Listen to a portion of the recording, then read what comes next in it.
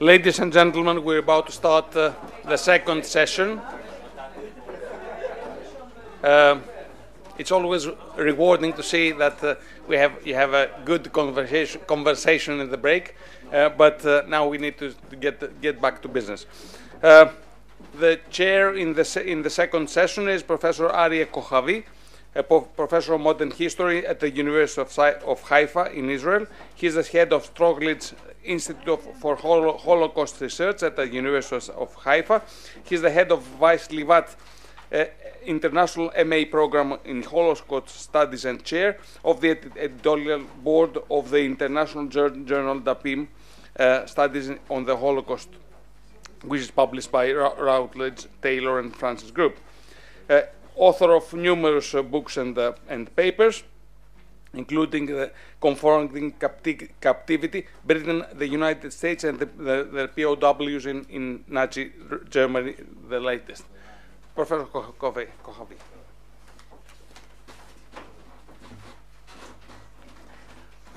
Good evening. This session will deal with archives and memory, the case of the Jewish detention camps in Cyprus. I invite Rina Offenbach, director. Now, it's in Hebrew. The only difficult word I had, it's the Hebrew term. Bintivei Apala, you know. Yeah, I know. Clandestine Jewish Immigration Information Research Center at LIT. Now, since all of you have her bio, so I won't waste time reading it. And please.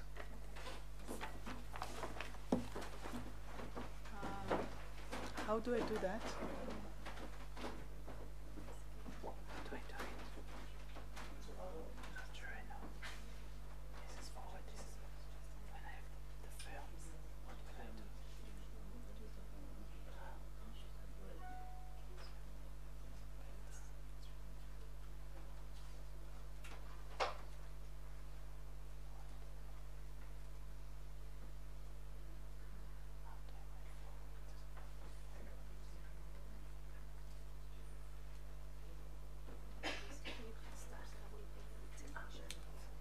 Okay.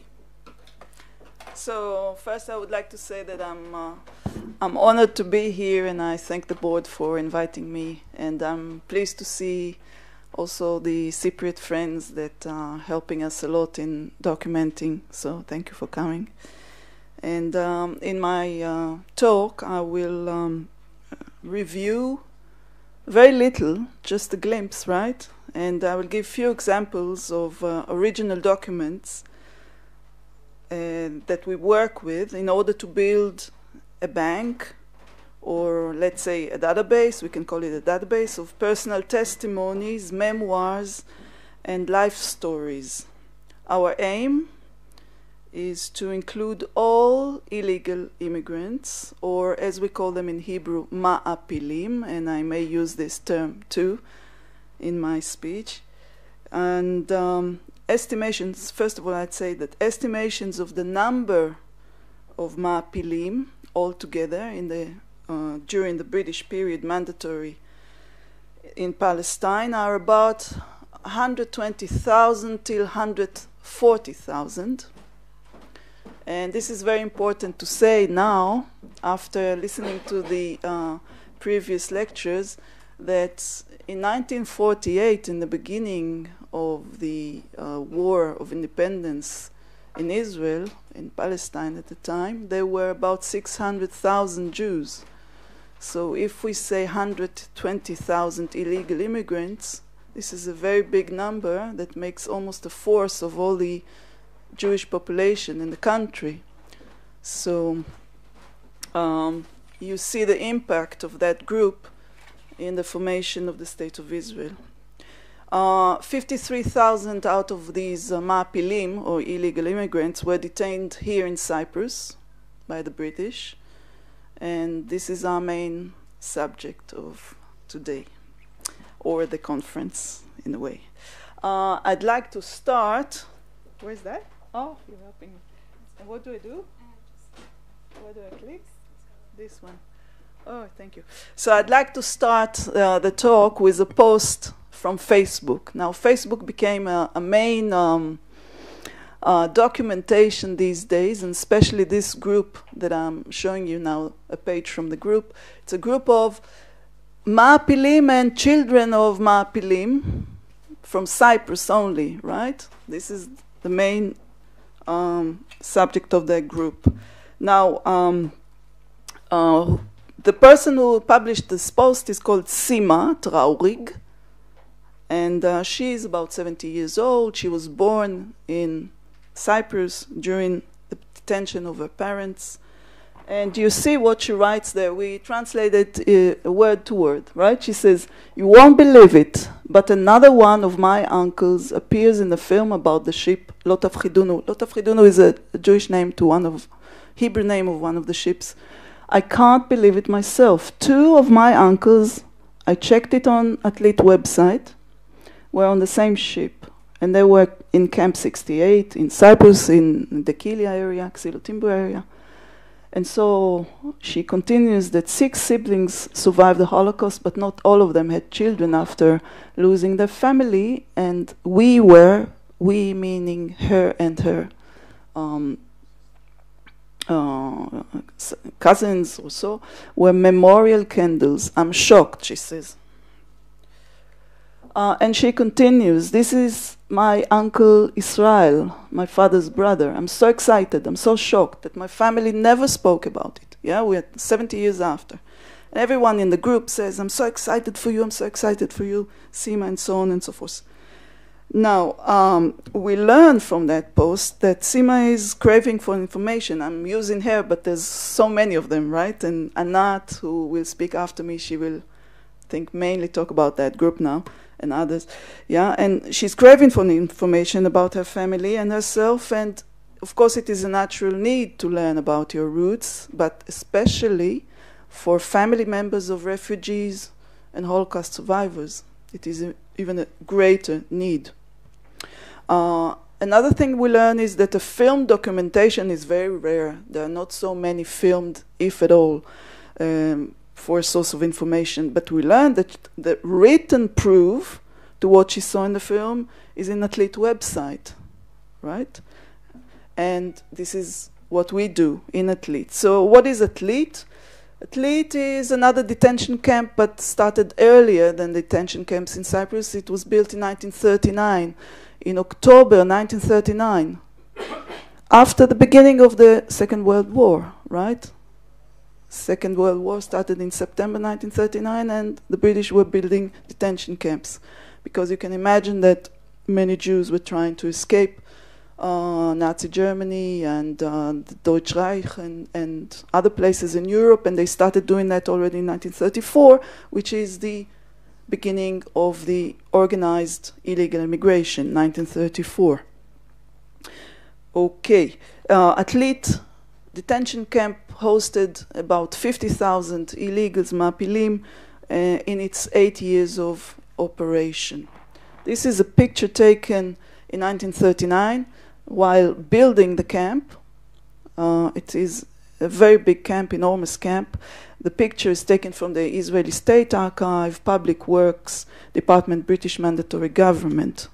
After they finished the camp, they took an aerial picture, sending it to London to show what they have designed for Jewish refugees trying to enter Palestine after the beginning of the Second World War already. Okay, this camp was enlarged. Yeah, it's just 9 kilometers south of Haifa. Haifa is the main port during that period, so it was easy to capture the illegals on sea, taking them to Haifa, and from there to deport them into Atlit camp. And I just said that the camp was growing during the time because they needed more and more space. But this is from 1939. We have other pictures, aerial pictures taken later on. And since 1987, Atlit camp became a national heritage site. This is a picture from before the restoration, the preservation from 1985. And the interesting thing is that right after the restoration of the camp, former detainees started to come and visit. And the people who were working in the camp, in the National Heritage Site, they started collecting their stories and understood that there is a very big story that was not being told yet. So the original, so these stories are actually the foundation of our database. Yeah, this is a long name over there. Established formally in 2001. So now we go back to the website where Sima, you remember Sima from the Post, where she found the name of her uncles and realized that what she saw in the film is really matches the written proof. And this is one of our pages from our website. You see the names are written in Latin letters, but our database is bilingual, right? Because some documents are in Hebrew, and many of the documents, most of the documents, are in other languages. It could be English or German or Romanian or Hungarian or whatever. So we always transcribe. At the bottom of the page, we usually put the reference of the document and its original language. This document is from the Central Zionist Archive. This is the original list, and we've marked the uncles. It's an aunt, Retza, and her husband, Nathan Diner. You see this information contains personal details, camps, number of camps, different names of boats, all together in one page. What, Yossi? You see someone you know? The names of the ships. Yeah. Names of the ships. This is one thing that if some people looking for their relatives, they always say, do you have the list of the ships so and so and so? And we're trying to tell them there's no such lists. Cyprus is all mixed up. If you want to find... True. Few, very few. In the Zionist archive less, but in... few. True. Very few. Okay. Now, talking about the history of the research, we see here two covers of the two main books written about Cyprus camps, and these are I would say, almost the only books written. And this detailed personal documentation done in Atlit is a new phase in the research of the Apala, or the illegal immigration in Cyprus camps. Researches about Cyprus camps were written in the 80s, 90s. What you see is books from the 80s and the 90s. And the focus then, among other subjects, was on the day-to-day life in the camp. One of the historians who wrote the book on the right side is Nachum Bogner. He himself was a Ma'apil. He was a illegal immigrant. He was, I think, a teenager at the time. And in article, in 1994, he states that in the 30 years after the closing of the camps, their story has been simply wiped out, was ignored. And I quote from the same article, he says, the Ma'apilim themselves, then and today, were left to be the anonymous soldiers of the story. And what we do now in Atlit is bringing them back to life. And this is what Yvonne from Saloniki says about that. How do I make the film work? Please. I click? Click.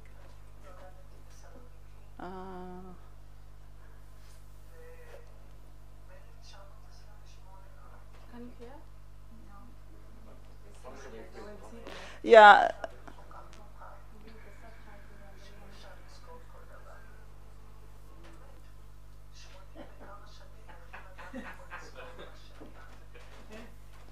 Why do you laugh?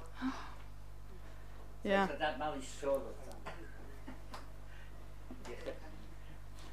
Okay. She's right. Why did we remember just now to come? But my answer to that is that we are fortunate that we still do it, that we do it. Yeah? And we do it now, and we do the best we can. And in our work, we use all kinds of tools, and we use methods of genealogical research. We use interviews, we use researchers who talk to people, talk to family members, we collect pictures, all these things that we do. Three major sources of information that we have are the American jury who worked here in the camps.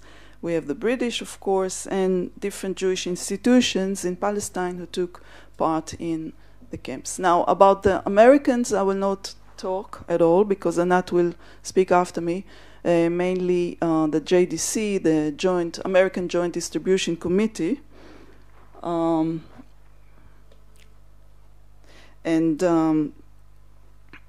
thing is important to say that you see the ITS, International Tracing Service in Germany, many of the records of the JDC, the American Joint Distribution, is in Germany. And we had access to this lately since ITS started cooperating with Yad Vashem, and Yad Vashem is also giving help in documentation, of course, from our side of the Appala. Jewish organization documents, all kind of archives. We've got the archives of the different movements, political movements, youth movements, who sent emissaries or messengers here to work in the camps with the Ma'apilim. And the documentation, letters, reports, everything is in different archives in Israel. Main archive is the Haganah archive. The Haganah is the Jewish military branch of the leadership in Palestine, the Jewish leadership in Palestine that was also active in Cyprus camps, especially in training and such things, and of course in the operations of the Haganah. But let's leave that and we go back to one of here, this is what you meant maybe a list from a boat, right? When you said that there are lists. Okay, no, but... no. Okay. Regular archival files that have the names per boat. Okay, so we see here a paper, a document from the Central Zionist Archive, and it is a page of publication issued by the Search Bureau for Missing Relatives. It is only a partial list of passengers of boat of the illegal ship Chaim Arlozorov. Illegal ship Chaim Arlozorov left around that time, in February 1947, left Sweden, Trelleborg in Sweden, and took on board around 800 Jewish women who were in rehabilitation in Sweden for about 2 years, from after the end of the war until they were embarking this ship. This ship also passed in Italy and took more people on it. And as they were coming to Haifa, port towards Haifa, they had a fight with the British. The boat went on shore very close to Haifa. And this list was published, but as I said, it's partial. If you look, well, here, this is Traurig Sima's mother. I forgot her first name, but she's written here. But we know from Sima already that she had more uncles and more family on the boat, but only her mother is written there. So we tried to find Sima's mother. We tried to find more Traurigs on other lists. And what we did is we went to documents from the Israel State Archive, okay, that the British did. So we jump into a British document, and we see that this document is from the Criminal Investigation Department of the Mandatory Police Force, and they are in Jerusalem. And this is a memorandum of personal data of a Ma'apil from the same ship as Sima's mother, right, from Chaim Arlozorov. But we think that these memorandums were made in Atlit, were done in Atlit, because not all of the Mapilim was sent to Cyprus and some were kept in Atlit. But this we will find out after we will talk to one of them, because it was done, this paper was done in September 1947. So it's either that they've come back from Cyprus or they've stayed in Atlit. We don't know yet. Yeah, but we didn't find any other Traurig in those folders. What we did find is just an example, Adam Wexler, okay? He appears on top of the list here. That's his name, Adam Wexler, okay? And he should be around 87 years old now. And we felt that it would be exciting if we got to know him or someone who knows him, and we would like to complete his story. And what we did first of all is added him to our database, right, on the web. So this is his card. And while trying to decipher his place of birth, it was a little bit hard to read the English there. So we looked up at Yad Vashem, Israeli Holocaust Remembrance Center, assuming that survivors who made their way as Ma'apilim to Palestine from Europe must have lost relatives in the Holocaust and would probably fill a questionnaire in their names. So we found a testimony of a person called Adam Wexler in Yad Vashem archive. And, It's a page of testimony, right. It's a question, Daf Ed, page of testimony in Yad Vashem of Adam Wexler about his brother. And surprisingly, it's exactly the same person, same father and mother's name, Mindel and Chaim, Yanov, born in Yanov, Poland, same. Okay, that's the person. And in Yad Vashem, you see the memorandum from 1947 and Yad Vashem page, testimony page. I think it's just recently was given to Yad Vashem, you see from the form. And his address appears there. Yeah? And we called him, but I'm sorry, but till now we didn't get to talk to him. But he lives somewhere in Rishon LeZion, and so. So meeting and getting to know the real people behind the documents is a privilege that not every historian has. And even though we came a little bit late, 70 years after or 60 years after when we started, still it's very, very exciting, very, very moving. And I want to tell you a short anecdote that happened to me just recently, just a few weeks ago. We always talk about all the anecdotes that happened recently because every day we have more and more and more and more. So a few weeks ago I joined the sailing club. And I went to my first sail and I was together on the boat with 6 men. And who are you, where are you from, what you're doing, all that, you know. So I told them I work in Atlit and what is Atlit? And so, oh yeah, 2 of them said their parents were Ma'apilim. So I said, okay, we'll call you and we'll talk and we'll see. And I took their numbers and our interview took to one of them. One of them is called Jacob. Okay, so Jacob told our interviewer that his mother and father, Aryeh and Pnina. So she's looking Englander, okay? She's looking at our website and she finds 2 Englanders. But not Aryeh and Pnina, but Leon and Paula. Okay. So we had a... Funny, huh? Because Aryeh is actually Leon.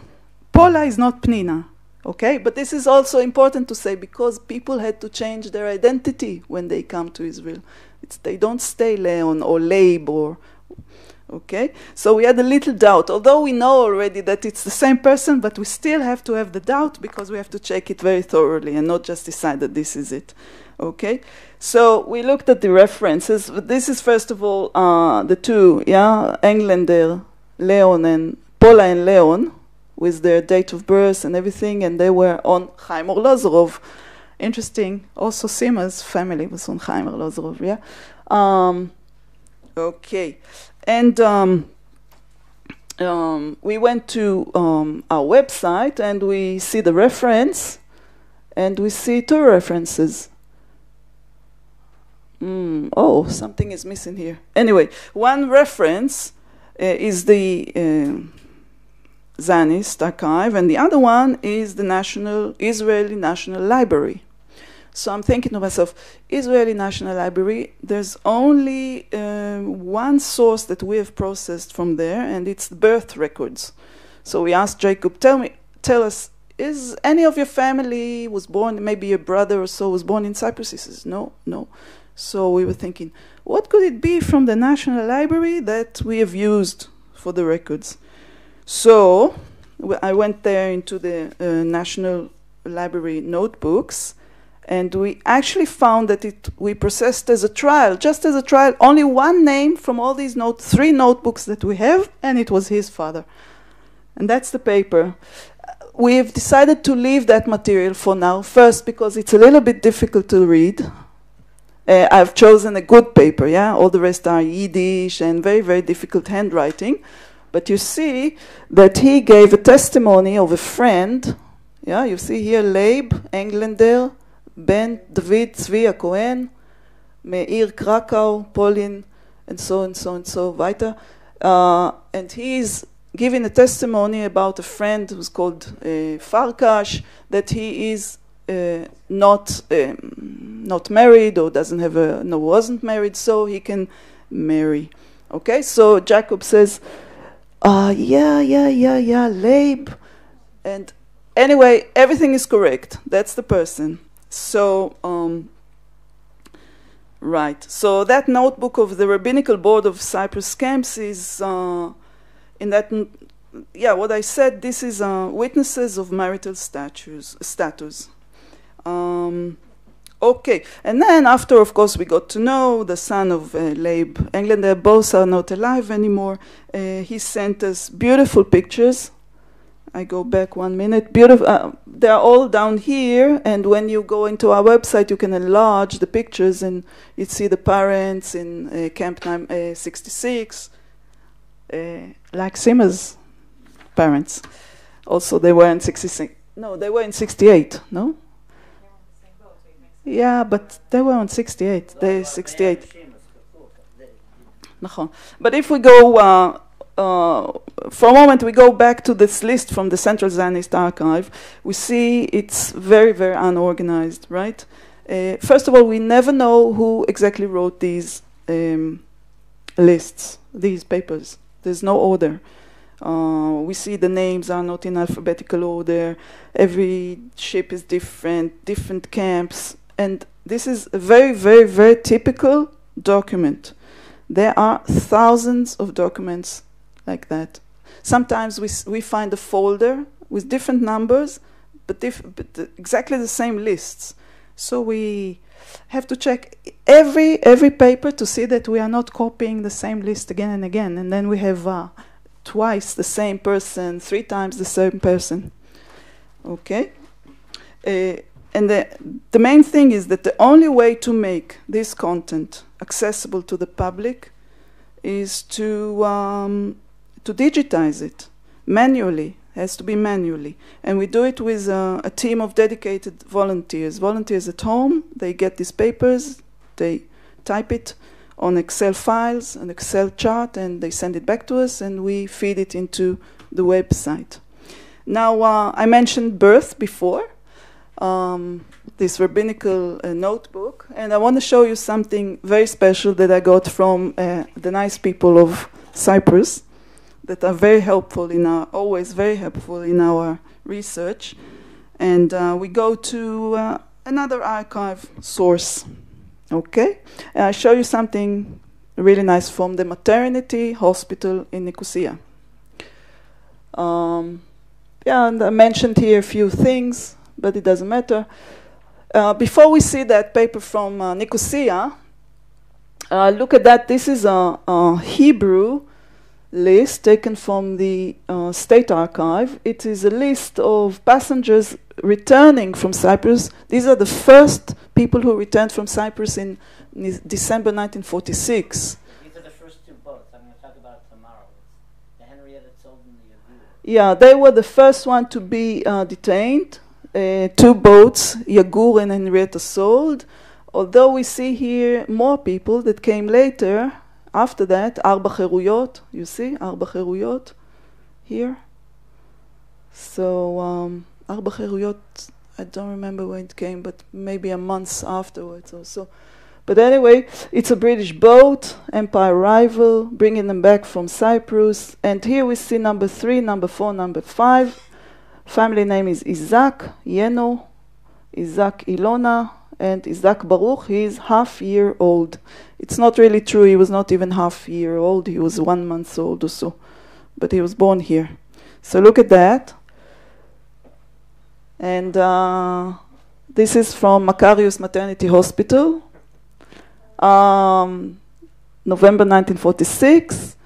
The books of all the births that were not in the British military hospital that Anat will talk about, but in the Greek hospital are here. And on that page we see Isaac, Ilona, everything about her birth given to the boy Baruch, and her address, 55, is it here? 55 F. Gusta, yeah, short for Famagusta. And it's really, really beautiful. And after I've copied all these lists from Nicosia, sitting in the office one day, and someone comes and says, my name is Baruch. And the baby, 70-year-old, comes into the office. And he's given us his birth certificate. You see, certificate of birth, government of Cyprus. It's still a British document. And we talk, and everyone was happy, and we gave him the address of the hospital so he could get the original document. And so, and he tells me his mother is willing to give us an interview. His mother is 91 years old, the same Ilona Isaac. And we took 2-3 minutes from the interview with her for you. And now maybe I will need the help, or will I not? What do I do? Evangelia. Hilfe. Yeah.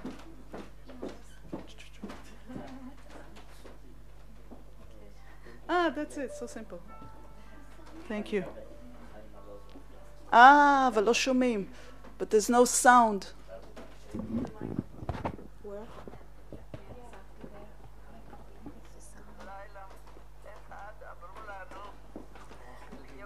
כן? טוב.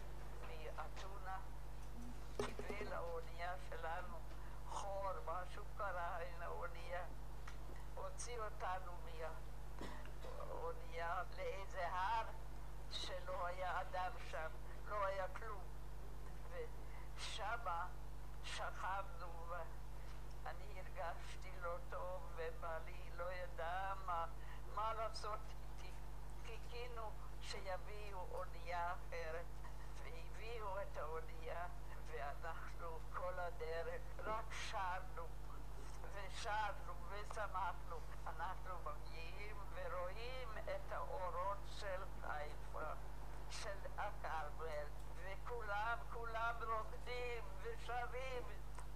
לא רוצים לרדת. אי אפשר לרדת כי האנגלים גילו אותנו. הנרי את סול, אונייה שלנו קראו, ויגור ביחד הגענו. אי אפשר לרדת. אז אנחנו נלחמנו עם האנגלים. הם זרקו עלינו קודם טוש כזה, מים קרים, וזרקו פצצות דמעות ירדו, ואנחנו זרקנו קופסאות, מה שהיה לנו, ממש נלחמנו איתם. אני אמרתי שאני בהיריון, הוא אמר, אחד הקצינים שם בזה, שאני יכולה לרדת, אבל רק אני לבד, ואני לא. אז אני אמרתי, אין לי בית, אין לי כסף, אין לי משפחה, אני לא יורדת בלי בעלי. אז ככה הגענו לקפריסין, שמו אותנו באוהלים, 4 משפחות. Okay. Sorry to stop Ilana.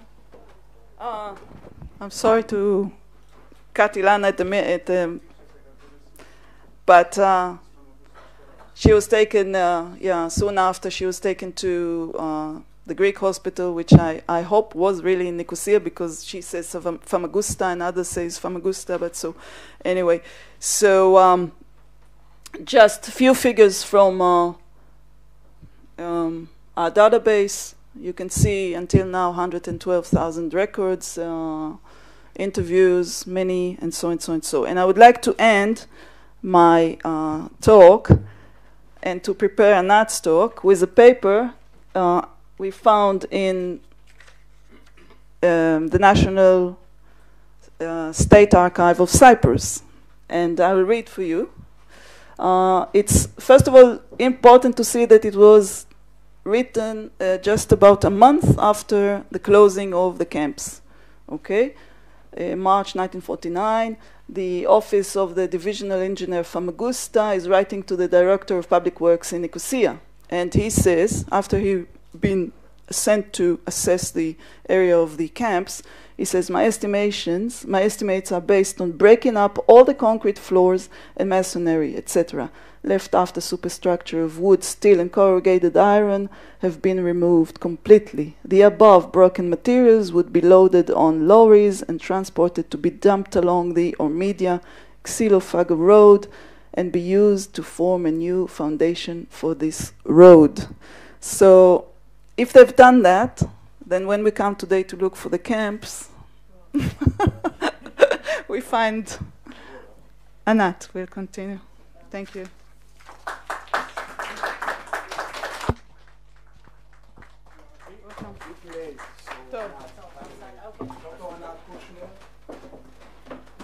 Okay, I'm the only thing stops you from the reception, so be nice to me and I'll talk shortly. Okay, so I'm going to start with, I'm not going to start. Okay, the JDC Archives in Jerusalem is a part of the JDC Archives. Part of it sits in New York and parts of it sits in Israel, and I'm going to talk today about the part that's in Israel and the part of JDC in... No? How come it doesn't work? This one? Okay. So I started my lecture and I called it with a quote from Yitzhak Brik. Yitzhak Brik was the first head of Eshel. Eshel is part of JDC today, and it's the part that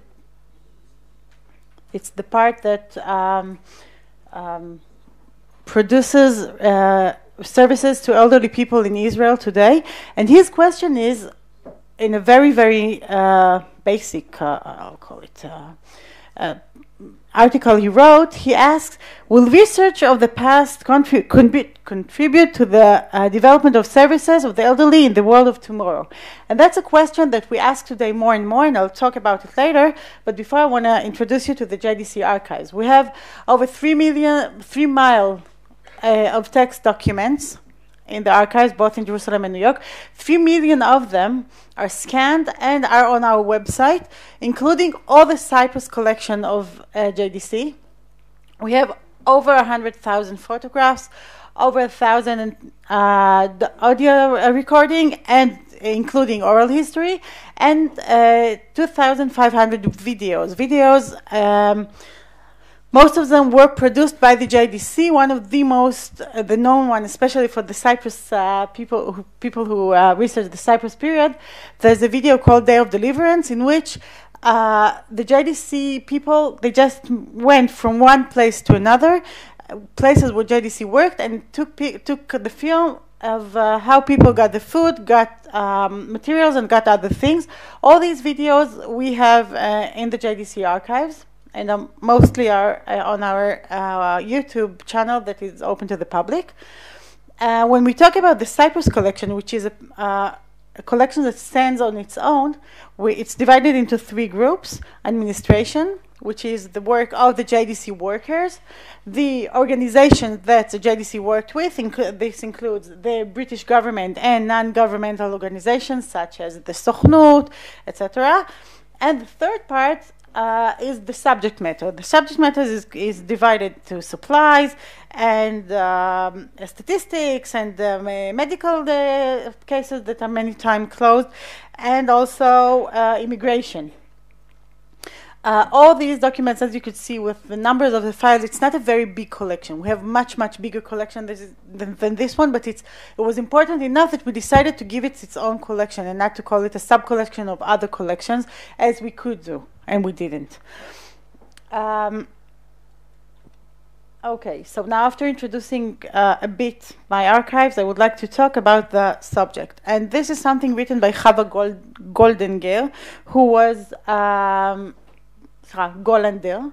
She was a nurse actually, and then in the later, like her second period of her life, she decided to research the elderly life, and she said that the problem is, as you could see, unfortunately, I will not read you the whole quote, the historical research has not yet gained a foothold in the Gentrological community in Israel. Thank you. I will never be able to say this word. Okay, so the idea is that they understand, and later on other people will understand, I hope as well, that the history is a very part of the old people, and it's the reason it's a part of their lives. It's not only because they're bored and they have nothing to do, but also because, and this is my idea, they go from history, they find their own identity, because they go to their own history and they get to their own identity, and this identity will give them motivation, because they'll learn where they are, who they are, where do they live. And when we talk today about statistics in Israel, so you could see that if in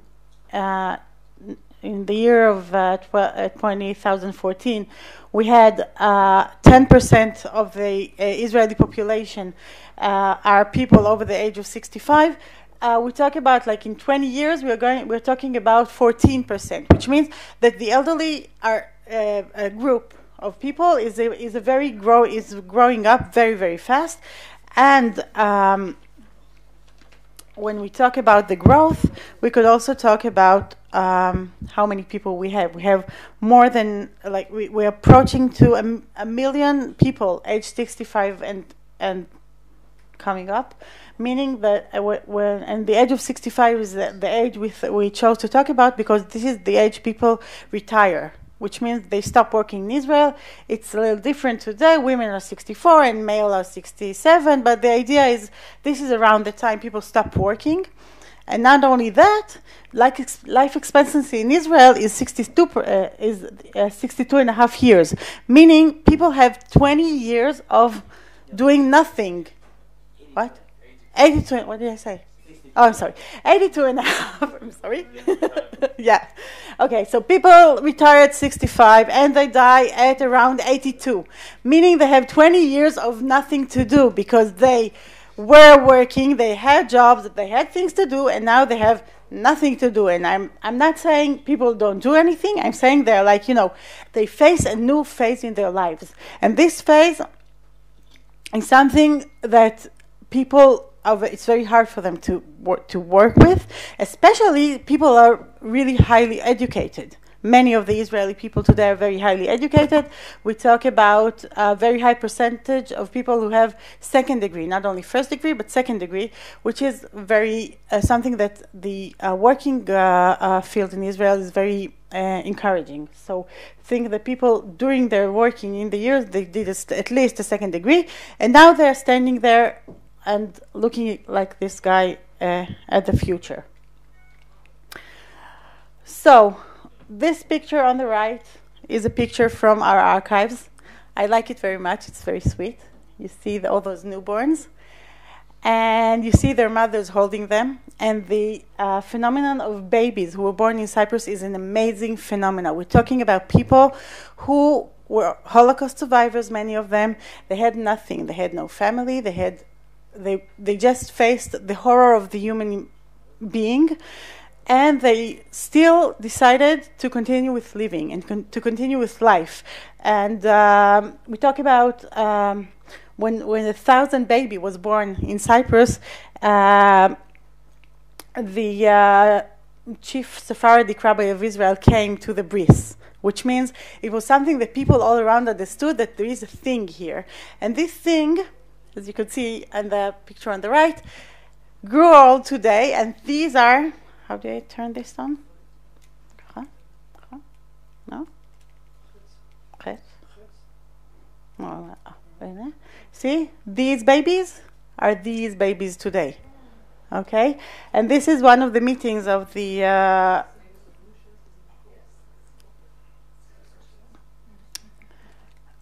when we talk about babies, 70 years old babies, this is from yeah, this is from Yediot Achronot. Yediot Achronot is one of the biggest newspapers in Israel. And you see those 70 years old babies? I think, if I'm not mistaken, Dot Nechama, right? Sima is not in this picture. Is not there. No, she's not in this picture. But we have Amir. This is Amir, and this is David, right? Dudu. Okay. Okay. The woman. Right. She was a nurse in the Cyprus. Right. She was a nurse, and she was. She talks about how she will. In the article, she talks about how she will commemorate how did it happen, and what did the British people do to our people, etc. And this is their website that already was shown before, and this is their Facebook page of the organization, and here we see one of their meetings. They had a few meetings. This is one of them. I was in it too. You see, they have a symbol, and they talk, and they sing, and they have all those memories, and they also make tours here to Cyprus. And when they get here to Cyprus, the only thing they find is, well, how will I say it? Nothing, because as you saw, and as Rina showed really nicely, there's nothing here. There is one reconstruction of maybe the barrack looked like that, maybe not, nobody knows exactly. And this is what they find when they get here.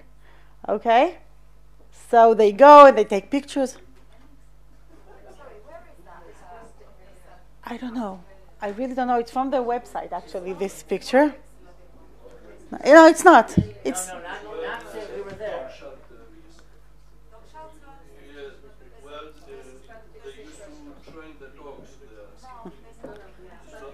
No, this is a reconstruction.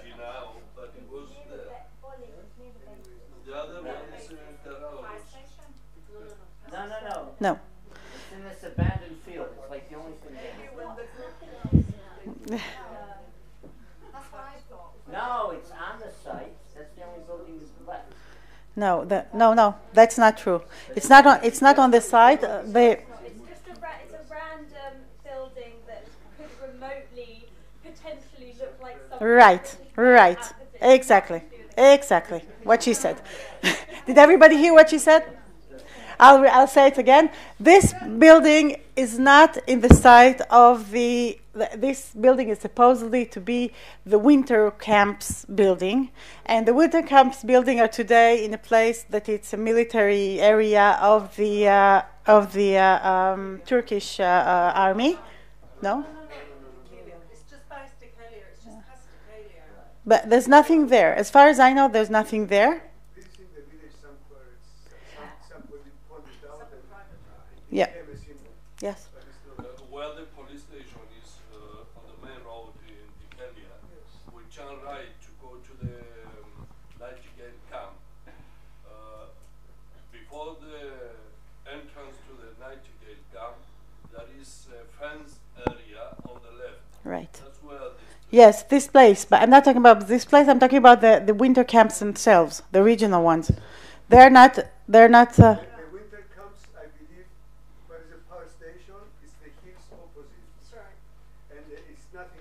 There's nothing there. Some people say the whole foundation of the huts, but I don't know if really is a real area. Within Decalia, I have found out that each place had a name for the villagers. Mhm. They tell me the name of the place. So, for example, Lieri, they talk about Lieri. The camps were between Lieri and such and such. So I know where. Mhm.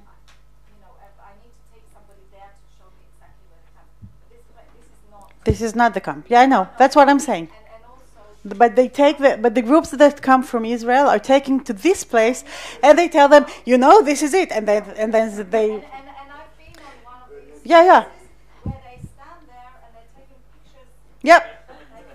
Totally. And the whole Facebook is full of them. Totally. And then they figure out when they do some research, some of them did the research and they found out that this is not it. And there's nothing. And they went all the way to Cyprus and there's almost nothing. And they found nothing. And then they, yes. So true.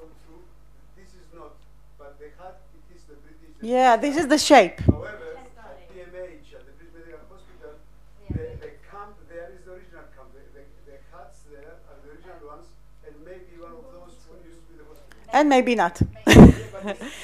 Yeah, but what happened to those people? They go to Cyprus and they see this thing, and then they hear this is not, as you say, they see faces like yours, and right, and that's marketing, and they understand. As I said before, they're very intelligent people, most of them, and they understand it's marketing. And then they come back, okay, and they come back with the feeling that we want to know, and we went all the way to Cyprus, and we looked, and we found nothing, okay, and then they come to us. When I say us, I'm talking about the archives and the archivists.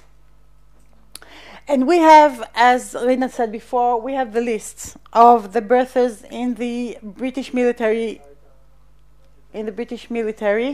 And people find themselves here in those lists. They find themselves, they find their names, and they found for many times, for the first time, there was at least one guy I know that found that the date his mother told him he was born is not the date he was born, because it's a different date, and that's the reason when he went to Cyprus he couldn't find his birth. Like, they told him you were not born here, and he said, like, oh my God, how could it be? So we found him, and then now he has his birth certificate and everything is okay, and we help them again to find identity. But this identity is only part of the story. Why am I telling it's part of the story? Because when you get the date you were born in, most of the people know when they were born. It's not like a real thing. But then they learn that that was not the only thing that happened. And the woman in the picture that I showed before, I'll show you her again. She told me, Nechama, yes, she told me that when she was young, her mother was a Holocaust survivor, and she told me, only when I was very old, I figured out that all my family was murdered in the Holocaust. I had no one, no uncles, no aunts, no one, no grandparents, no one. But I had my aunts and my uncles. I had like a whole family, and they used to come to all the weddings and all the family stuff.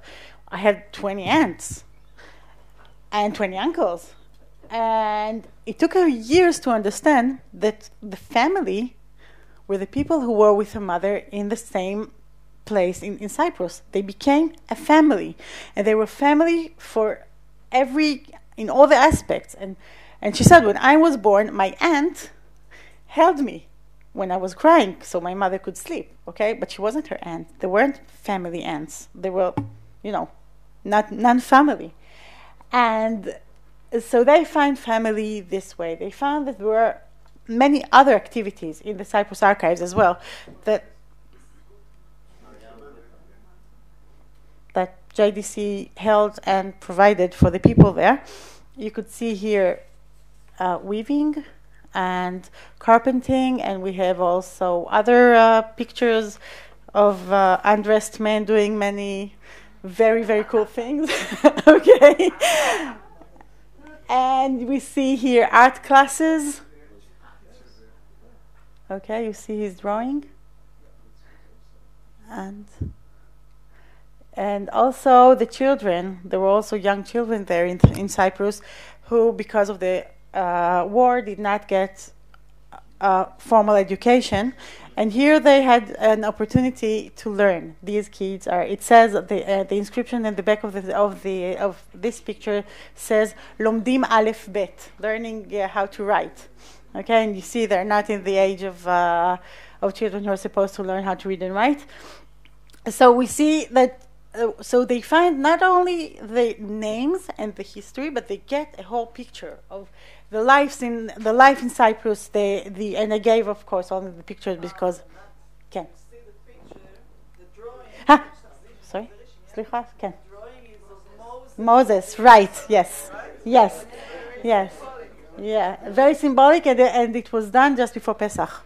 If you ask, it's a the whole thing is very symbolic, and I brought only pictures because pictures are fun and cool, but we have also. I brought pictures because pictures are very cool, and I see they make you very excited. But you could also. But you could also see, but we have also a lot of documents talking about those things, especially boring documents such as how much everything cost and what were the, whatever, all those things that us historians love, and regular people, well, they'd rather the pictures, So I'll just finish with the last thing that is also part of what JDC did in the camps, and it was very important for the people were very bored. They had nothing to do all day long, and a lot of activities, cultural activities, were brought to the. I'll talk in a minute. A lot of activities were done there. Very exciting and very interesting activities. What's amazing is you see here. This is Shoshana Damari. She will become the biggest, Yemenite. She will become the biggest singer, female singer in Israel. She's also Yemenite. I will not talk about her Yemenitism now. If you want, we could talk about it another time. What's amazing about it, you see, she came. You see her? This is Shoshana Damari. This is Moshe Vilensky, who was a composer who wrote many of the notes of the song that she sang, and he also, in a way, found her. And see how they stand. You see, it's not a real stage, okay? And you see what he's sitting on? He's sitting on a bench that, if he will sit, too hard, it's gonna break. But look at the people. They're standing on the roofs. They're standing all around. We have pictures with 2 dresses, which means that she gave this concert at least twice. Okay, and we see here also what we have in the archives is the booklet that they took out for the event, and you see we have the picture of Shoshana Damari, so they'll know who's the singer when she goes to the stage, and her name, and Moshe Vilensky. And you see here the list of songs. I don't know if you could see, but I'll tell you that they're Pesach songs, and then Jewish songs, as they call them, and then Israeli songs, and also Shoshana Damari, the Yemenite singer, learned to sing in Yiddish, so she could sing songs that those people know, okay? The song that they don't know, you see, they wrote them the notes and the words, so they know. This is Shira Malachim, it's called. It's a sailor's song, and you see, they got the notes and the text, so that they'll have it. We have the original in the archives of this. So they brought them also other singers, but no one was such a success like Shoshana Damari. It's very funny. Other singers came, and the people were like, "Who is this man? Why is he singing, Hasidic stuff? We don't want to hear them." So Shoshana Damari was a big success, and it was the Pesach before Pesach Tashach, which is a very important time in Israel and in the Jewish world all. It was the Passover before the declaration of the state. And Shoshana Damari came to cheer up the people. Small anecdote to finish. Shoshana Damari did not want to take money for this. She said, "Pay me the tickets, that's enough." But the JDC people said, "You could not volunteer. You have to get money for your work," because Americans are very, very organized. And and she got paid 20 lirot Eretz Yisraeliyot. Yes. So thank you very much.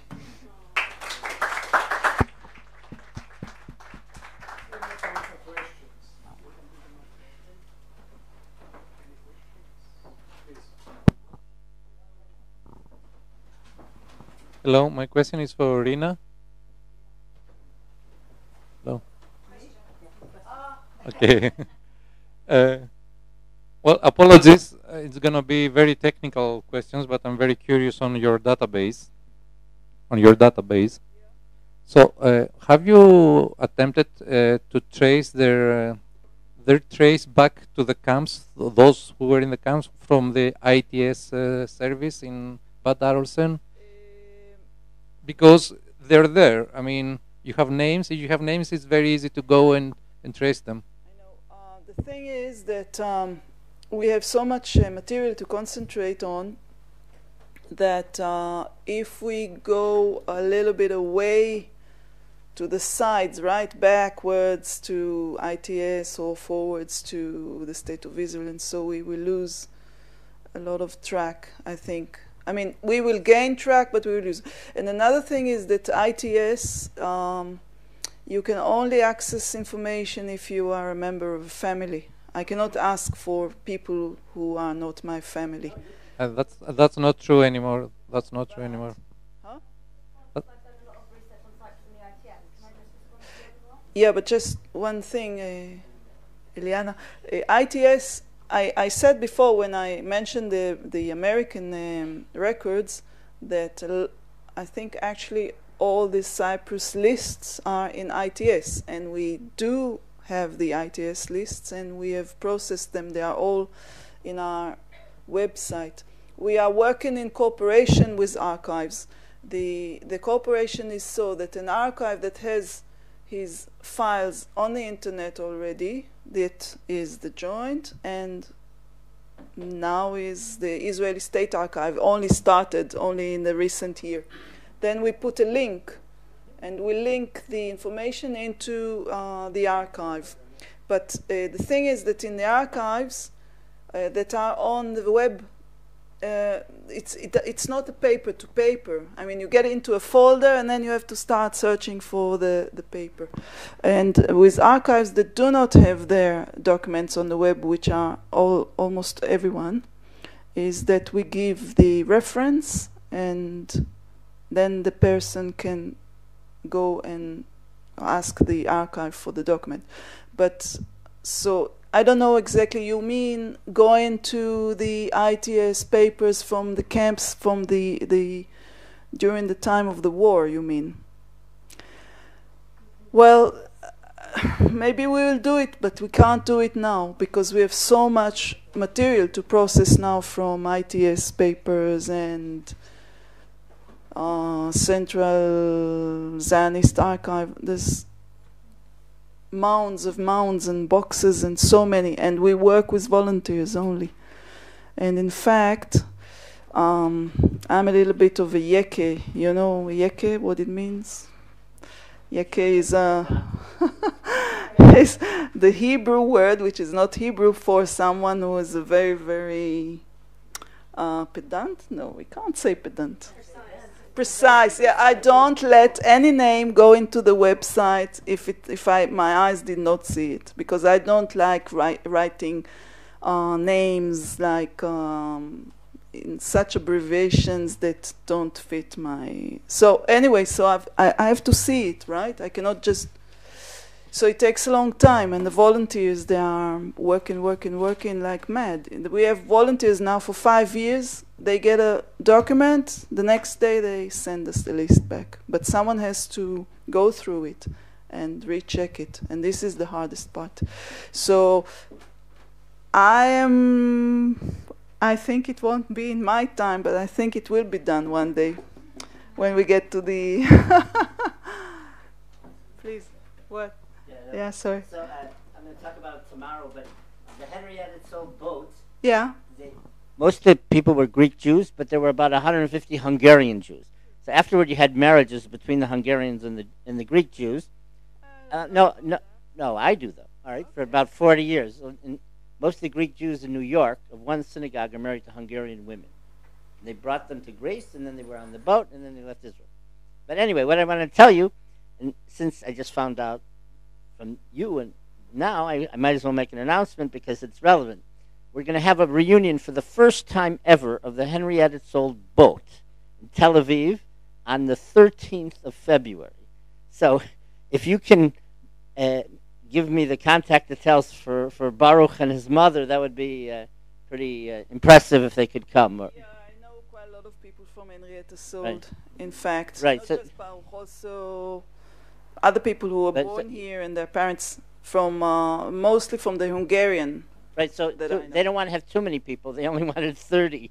But if we could invite some, it would be. In fact, now almost every boat is making a reunion and a gathering, and we always send someone from us to go there and take photographs and, I mean, videos, and also to collect more material, and we also invite them over.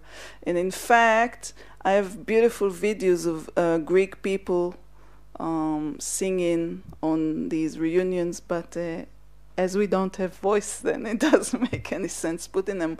But they were, yeah, Greek, illegal, and this is something that I really wanted to find out more of, how it is to be Greek, Jew, to come here and be in Cyprus, detained, yeah? When you speak the same language and you know the same manners and everything. But until now we have not had the chance to talk about it to any, but maybe in this gathering you will have Greek people, or just the mostly Greek. But if you could bring mostly Greek. But if you could bring those 2 Hungarians or a few others, it would be very. No, it's also. I bring the Hungarians, you'll bring the. Yeah, no, because it's also it's a different interpretation, which is very interesting too.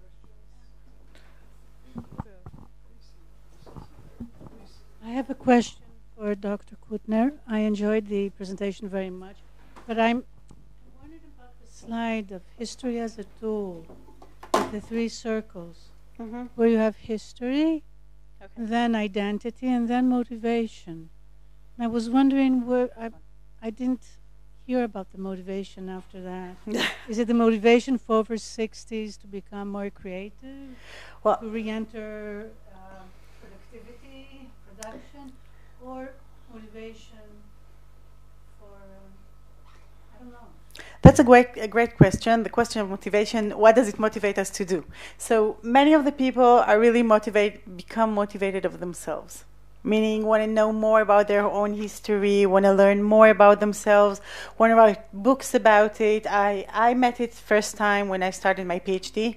I was, there was like a PhD candidates meeting or something, and there were 2 groups, and they were very separated. One was people like me, who were like, in their early stages of career. I had also a huge belly, and we were like I know, let's say a third of the group. The 2 other thirds were people who were writing about their hometown. And when I'm saying a hometown, I'm not talking about the town that they're now living in, but their hometown back in Czechoslovakia, Poland, Greek, I don't know. There was one from the Spanish Morocco. Each one was from other place, and what connected them all was they were writing their PhD about the history of the Jews in their hometown, and that was amazing because they found interest in life in writing PhD, and at the age of 65, 67, 70. Okay, and then they only started then because all this time before they had to provide, they had to work. They were very important people. One of them was high rank in the Ministry of Economics. Each one was, they did many things in their lives, and then when they finished, they decided to do something with their life, and this was commemorating the history and the ancient history of their own hometown. So this is one motivation. Other motivation is. As Rina spoke about the volunteers. So she has 5 volunteers, I have 2. How many do you have? How many do you have? More? Okay. And none of them belongs to the Cyprus group. Only one. Okay. This is very interesting, right? This Cyprus group is something that we should talk about later. But some of them, it makes them want to volunteer. Okay, they volunteer in places. They go to historical places and work there. In Yad Vashem, they have I don't know how many, and we have 2, and Rina has some. So it's something that it starts only now. And the third motivation is I call it the motivation to tell. And they tell the people, and they tell their story, and people start giving lectures about how were the lives in Israel in the early days, that kind of motivation. And the people of Eshel, of this part of the joint that I spoke about, are trying to use it. Eshel is the sub-amuta, how do you call it, non-profit NGO or whatever, of the joint, that they work with elderly people in Israel. That's their motive. That's their. No, it's not part of Brookdale. It's a parallel to Brookdale. Brookdale is a research unit, and they are more of an active unit. Brookdale checks what they do. Anyhow. So I think this part of the story is fascinating, and you should bring it into your work. And also its motivation to produce in a non-pecuniary way, as they did until 1967. And through that, help the development of history. Yes, because they go. So the arrow goes back. Yeah. Sometimes it doesn't. Yes, but even by telling stories to others, you help society to develop more historical identity. That's true. etc. Okay, thank you. Yeah.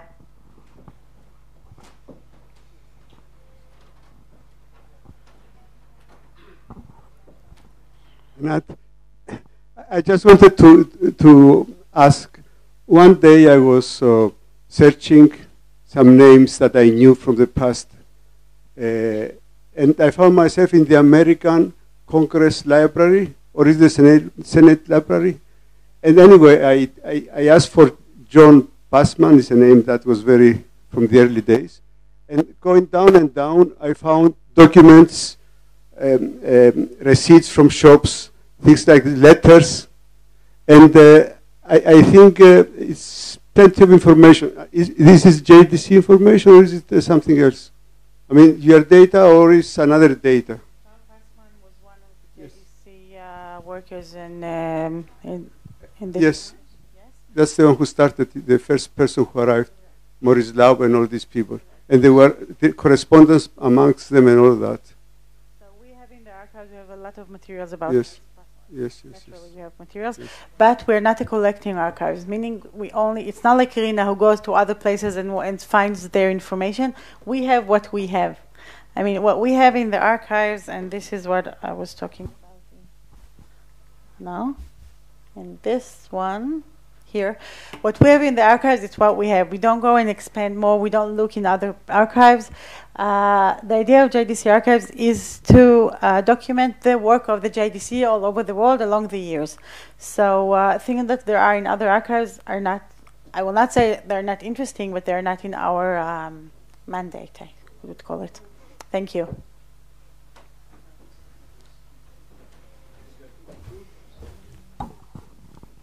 Thank you very much. And I guess it's